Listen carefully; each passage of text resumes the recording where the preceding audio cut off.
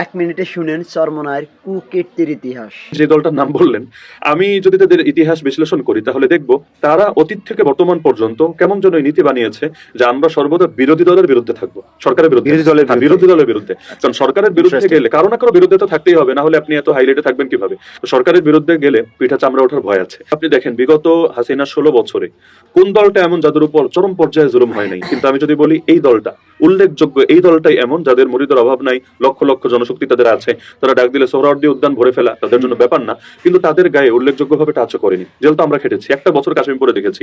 আমি তো ওই সময় কোনো রাজনৈতিক দলও করতাম না, অরাজনৈতিক কোনো দলও করতাম না, তারপর এক বছর আমি থাকলাম, ওই তাদের কাউকে তো আমরা সেখানে পেলাম না।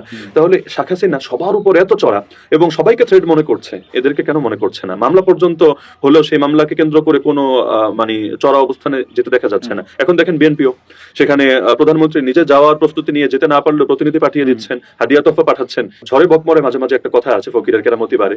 সেটা হলো এভাবে, যখন তারা যেহেতু মুরিদ সব জায়গায় থাকে, তারা এমন কিছু জায়গা থেকে নিশ্চিত তথ্য পেয়েছে যে হাসিনা টিকবে না।